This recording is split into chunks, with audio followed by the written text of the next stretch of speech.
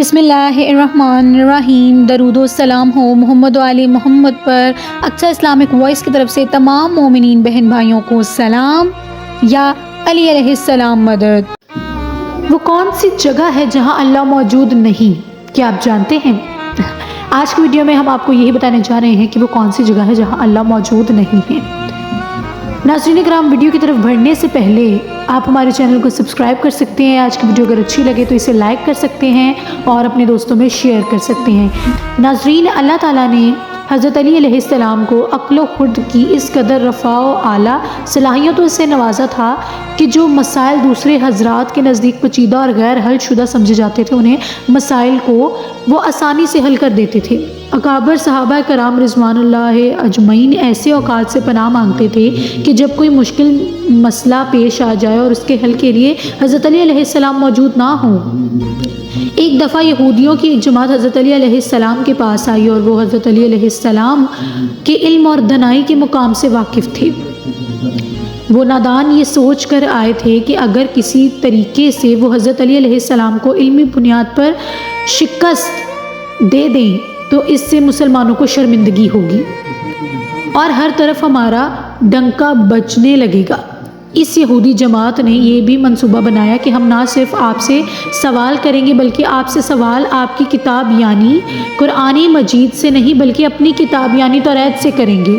इस जमात ने मन ही मन में ये सोच लिया था कि अगर हज़रत अली अलैहिस्सलाम हमारी शराइत के मुताबिक तौरात से जवाब देने पर राज़ी भी हो जाते हैं तो यही हमारी जीत होगी। लेकिन कैसे? नाज़रीन, यहूदियों की इस जमात का मानना कुछ यूँ था कि हज़रत अली अलैहिस्सलाम बहरहाल हज़रत मोहम्मद सल्लल्लाहु अलैहि वसल्लम के मानने वाले हैं और हज़रत मोहम्मद सल्लल्लाहु अलैहि वसल्लम पर कुरान पाक नाजिल हुआ तो ये बात मुमकिन नहीं कि हज़रत अली अलैहिस्सलाम किसी सूरत भी तौरात के सवालों का जवाब तौरात से ही दें। नाज़रीन, यहूदियों की इस जमात का सरबरा जिसका नाम इस अल जहातुल था, उसके ज़ेरे क़यादत ये जमात हज़रत अली अलैहिस्सलाम के पास आई थी।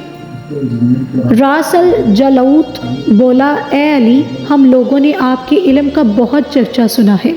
हज़रत अली अलैहिस्सलाम मुस्कुरा कर बोले, तो क्या इस बात की तस्दीक करने आए हो? तो इस अल जालूत बोला, हम आपसे चंद सवालात करेंगे, आपको उनके सवालों का जवाब हमारी किताब तौरात से देना होगा और अगर आपने सबके सामने हमारे सवालों के जवाब दे दिए तो हम आपको बाबुल इल्म मान लेंगे। हज़रत अली अलैहिस्सलाम मुस्कुरा के जवाब देते हैं, मैं फ़िलहाल इस बात से बिल्कुल गाफिल हूँ कि तुम लोग क्या सवालात करोगे और तुम क्या सोच के आए हो। अगर मैं तुम्हारे सवालों के जवाब देने में कामयाब हो गया तो क्या तुम लोग दीन इस्लाम कबूल करोगी? यहूदी इस बात पर आमादा हो गए कि अगर इन तमाम सवालात के जवाब हज़रत अली अलैहिस्सलाम तौरात से दे देंगे तो वो यहूदी मज़हब छोड़कर इस्लाम कबूल कर लेंगे और ये इस बात की दलील होगी कि जिनसे आपने इल्म सीखा है वो यकीनन अल्लाह की तरफ से भेजे गए सच्चे नबी हैं। नाज़रीन, अब तमाम मामलात तय पा चुके थे और पूरा मजमा खामोश होकर बैठ चुका था। सवालों का सिलसिला शुरू हुआ। यहूदी आलिम रास अल जालूत ने मजमा की जानिब देखा और इल्म के तकब्बुर से भरपूर लहजे में सवाल किया। कहने लगा, ए अली, ये बताइए कि वो कौन सी चीज़ है जो खुदा के लिए नहीं है। यहूदी ये जानते थे कि मुसलमानों की किताब में दर्ज है कि हर चीज़ अल्लाह के लिए है और इस बात का जवाब हज़रत अली अलैहिस्सलाम के लिए देना नामुमकिन होगा। मजमे में बैठे तमाम अफराद सोच में डूब गए कि कायनात में क्या कोई ऐसी चीज़ भी है जो अल्लाह के लिए ना हो। तब हज़रत अली अलैहिस्सलाम ने सोचे समझे बगैर फरमाया कि तुम जानना चाहते हो कि वो कौन सी चीज़ है जो अल्लाह के लिए नहीं है, तो उसका जवाब शिर्क है। अल्लाह हर किस्म के शिर्क से पाक है। तमाम मजमा जो बैठा सुन रहा था बेसाख्ता वाह वाह कह उठा। नाज़रीन, अब रास अल जालूत ने दूसरा सवाल किया, ए अली, ये बताइए कि वो कौन सी जगह है जहाँ अल्लाह मौजूद नहीं है।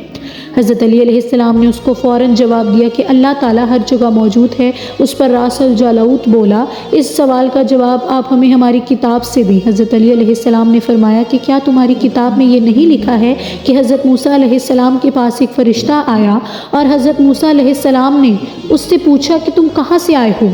तो उसने जवाब दिया कि मैं 7वें आसमान से आपके पास हाजिर हुआ हूँ। اتنے میں حضرت موسیٰ علیہ السلام کے پاس دوسرا فرشتہ آیا۔ حضرت موسیٰ علیہ السلام نے اس سے پوچھا کہ تم کہاں سے آئے ہو؟ تو اس نے جواب دیا کہ میں زمین کے 7ویں طبق سے آپ کے پاس حاضر ہوا ہوں۔ حضرت موسیٰ علیہ السلام نے پہلے فرشتے سے پوچھا 7ویں آسمان میں تمہارے قریب کون تھا؟ فرشتے نے جواب دیا میرے قریب میرا رب تھا۔ حضرت موسیٰ علیہ السلام نے زمین سے آنے والے دوسرے فرشتے سے پوچھا تمہارے قریب کون تھا؟ اس نے جواب دیا میرے قریب میرا رب تھا۔ تو اس سے یہ معلوم ہوا کہ بلندیوں کی انتہا ہو یا گہرائیوں کی انتہا، اللہ رب العزت ہر جگہ موجود ہے۔ ناظرین، راس الجالوت اب تھوڑا گھبرا گیا تھا۔ یہ دیکھ کر کے حضرت علی علیہ السلام نے اس کے سوالوں کے جواب اس کی کتاب سے ہی دے دیے تھے۔ اب اس نے حضرت علی علیہ السلام سے تیسرا سوال پوچھا کہ اے علی یہ بتائیں کہ وہ کون سی چیز ہے جو خدا کے قریب نہیں ہے؟ حضرت علی علیہ السلام نے فرمایا کہ ظلم ایک ایسی چیز ہے جو میرے رب کے قریب نہیں ہے۔ ناظرین، اب راس الجالوت نے بار بار شکست کھانے کے بعد اپنے سوالوں کا زاویہ بدل لیا۔ اب اس نے علمی سوال کی بجائے تاریخی اور سائنسی سوالوں کی طرف اپنا رخ موڑ لیا اور بہت ہی تکبر بھرے انداز میں اس نے پوچھا اے علی اس چشمے کا نام بتائیے جو زمین پر پہلی مرتبہ جاری ہوا۔ حضرت علی علیہ السلام بولے کہ اس چشمے کو چھوڑو، پہلے یہ بتاؤ کہ تمہارے دل میں کیا ہے، اور تمہارے دل میں یہ ہے کہ وہ چشمہ بیت المقدس کی ایک چٹان کے نیچے ہے؟ راس الجالوت کے منہ سے بے ساختہ ہاں نکلا تو حضرت علی علیہ السلام بولے کہ آج اپنی اصلاح کر لو، کیونکہ زمین پر بہنے والا پہلا چشمہ وہ نہیں جسے تم لوگ سمجھتے ہو، بلکہ زمین پر بہنے والا پہلا چشمہ وہ ہے جس سے حضرت خضر علیہ السلام نے پانی پیا، اور یہی وہ چشمہ ہے جس سے آب حیات جاری ہو۔ ناظرین، راس الجالوت اب مزید گھبرا گیا تھا۔ اس نے گھبراہٹ میں حضرت علی علیہ السلام سے ایک اور تاریخی سوال کیا اے علی یہ بتائیے کہ وہ کون سا پتھر ہے جو آسمان سے پہلی دفعہ اتارا گیا؟ حضرت علی علیہ السلام نے جواب دینے سے پہلے ایک جملہ کہا یقیناً تم لوگوں کے ذہنوں میں پہلا پتھر وہ ہے جو بیت المقدس میں نصب ہے، لیکن تم اس بات کو کیوں بھول جاتے ہو کہ خانہ کعبہ بیت المقدس سے کہیں پرانا ہے، اور ہجر اسود اسی وقت نصب کیا گیا جب خانہ کعبہ پہلی دفعہ تعمیر ہوا تھا، اور وہی پہلا پتھر ہے۔ یہودی آپ کے جوابات سن کر ہمت نہ کر سکے کہ انہیں غلط قرار دیں، کیونکہ آپ ان کے جوابات انتہائی دلیل کے ساتھ دے رہے تھے اور ان کی اصلاح بھی کرتے جا رہے تھے۔ اب کی بار راس الجالوت نے ایک سائنسی سوال پوچھا۔ اس نے پوچھا یہ بتائیں کہ وہ کون سی چیزیں ہیں جو مسلسل کم اور زیادہ ہوتی رہتی ہیں؟ تو حضرت علی علیہ السلام نے بغیر کسی توقف کے بولے کہ تم اپنے ماہ سال پر غور کرو تو تمہیں خود ہی اس سوال کا جواب مل جائے گا۔ راس الجالوت نے پوچھا وہ کیسے؟ آپ نے فرمایا کوئی دن اگلے دن کے برابر نہیں ہوتا، اسی طرح گزشتہ رات اگلی رات کے برابر نہیں ہوتی، یہی وہ دو چیزیں ہیں جو مسلسل کم اور زیادہ ہوتی جا رہی ہیں۔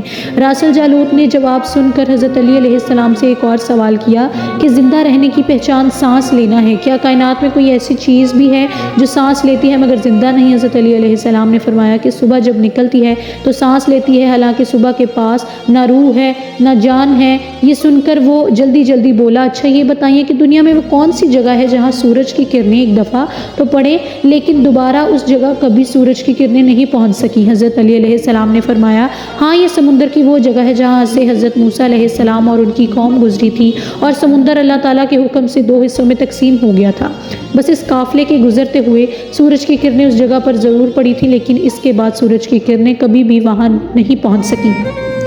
ناظرین، جواب پاتے ہی اس نے حضرت علی علیہ السلام سے پھر سوال کیا کہ یہ بتائیے کہ وہ کون سی 2 چیزیں ہیں جو ہمیشہ غائب رہتی ہیں اور وہ کون سی 2 چیزیں ہیں جو ہمیشہ حاضر رہتی ہیں؟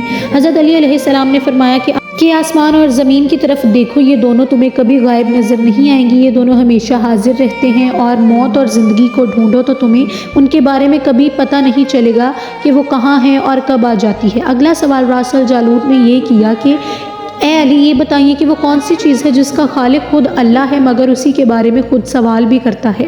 حضرت علی علیہ السلام بولے حضرت موسیٰ علیہ السلام کے عصا کا خالق خود اللہ ہے، اور اس کے عصا کے بارے میں اس نے خود حضرت موسیٰ علیہ السلام سے سوال بھی کیا اور پوچھا کہ موسیٰ یہ آپ کے ہاتھ میں کیا ہے؟ پھر اس نے اگلا سوال کیا کہ بیت اللہ کا طواف تو ذی حیات کرتے ہیں، لیکن اس بے جان چیز کے بارے میں بتائیے جس نے بیت اللہ کا طواف کیا۔ حضرت علی علیہ السلام نے بنا سوچے سمجھے کہا کشتی نوح ایک ایسی بے جان چیز ہے جو طوفان کے دوران اس مقام پر پہنچی جہاں بیت اللہ ہے، تو اس نے اس کے گرد 7 چکر لگائے۔ راس الجالوت نے باب العلم حضرت علی علیہ السلام سے کئی سوالات کیے اور تمام کے جواب آپ علیہ السلام نے بالکل ٹھیک ٹھیک بلا توقف دیے۔ تو مجمع میں بیٹھے ہوئے ایک یہودی بولا کہ حضرت دنیا میں ہر شخص سوچ کے جواب دیتا ہے، لیکن آپ تو ہر سوال کا جواب بنا سوچے سمجھے دے رہے ہیں۔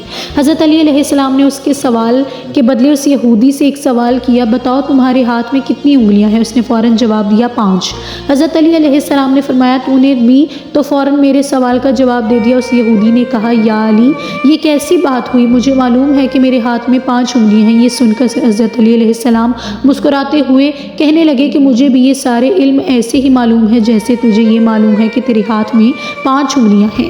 یہودی نادان نہیں جانتے تھے کہ باب العلم کے پاس کائنات کے رازوں کا علم ہے، لیکن جب انہیں تمام سوالات کے جوابات ٹھیک ٹھیک مل گئے تو راس الجالوت سمیت تمام گروہ نے کلمہ پڑھا اور سب کے سب دائرہ اسلام میں داخل ہو گئے۔ ایک دفعہ ایک شخص نے وصیت کی کہ اس کے 17 اونٹ اس کی 3 بیٹوں میں اس طرح تقسیم کیے جائیں کہ میرے بڑے بیٹے کو کل تعداد سے آدھے اونٹ ملیں، درمیان والے کو کل اونٹوں کا تیسرا حصہ، جبکہ سب سے چھوٹے بیٹے کو کل تعداد کا 9واں حصہ ملے۔ اس شخص کے فوت ہو جانے کے بعد شہر بھر کے صاحبان دانش بیٹھ کر سوچتے رہے کہ وصیت کے مطابق اونٹوں کی تقسیم کیسے کی جائے۔ بہت سوچ بچار کے بعد بالآخر انہوں نے حضرت علی علیہ السلام کے پاس جانے کا فیصلہ کیا۔ مسئلہ حضرت علی علیہ السلام کے پاس پہنچا تو آپ نے فرمایا میں یہ تقسیم کر دوں گا۔ آپ علیہ السلام نے ایک اونٹ کو اپنی طرف سے کل تعداد میں مستار ملایا، اب کل اونٹ 18 ہو گئے۔ پھر آپ علیہ السلام نے یوں تقسیم فرمائی کہ جیسے کل اونٹ 18 ہوئے تو پہلے بیٹے کو کل اونٹوں کا آدھا حصہ یعنی 9 اونٹ دیے جائیں گے، اور درمیان والے بیٹے کو 6 اونٹ دیے جائیں گے، اور تیسرے بیٹے کو 2 اونٹ دیے جائیں گے۔ اس طرح کل اونٹ تقسیم شدہ 17 ہو گئے۔ اس کے بعد آپ علیہ السلام نے اپنا ادھار دیا ہوا اونٹ واپس لے لیا۔ یہ تھی ناظرین حضرت علی علیہ السلام کی ذہانت کہ جن کے سامنے کوئی بھی بات ناممکن نہ تھی۔ اللہ پاک ہمیں بہتر عمل کرنے کی توفیق عطا فرمائے اور ہمیں نیکوکاروں میں شامل کریں، آمین۔ ناظرین کرام، کامنٹ سیکشن میں لبیک یا حسین اور یا علی مدد ضرور لکھ کر جائیے گا۔ امید کرتی ہوں کہ آپ کو آج کی ہماری ویڈیو پسند آئی ہوگی اور ایسی کوئی تعجب والی بات ہم نے نہ کی ہوگی جس سے آپ کو یوں لگا ہو کہ ہم دین کے خلاف یا کوئی غلط بات کر رہے ہیں۔ امید کرتے ہیں کہ حضرت علی علیہ السلام کی کرامات سے آپ کو ضرور کوئی نہ کوئی فائدہ پہنچے گا اور ان کی تعلیمات سے ہمیں مزید کچھ سیکھنے کو ملے گا۔ وہ اللہ کی راہ پر کس طرح چلتے رہے اور ہم ان کے پیروکار ہیں، ہم ان کے نوکر ہیں، اور امید کرتے ہیں کہ ہم بھی انہی کے رستے پر چلیں۔ اقصی اسلامک وائس کو دیجیے اجازت۔ درود و سلام ہو محمد و آل محمد پر۔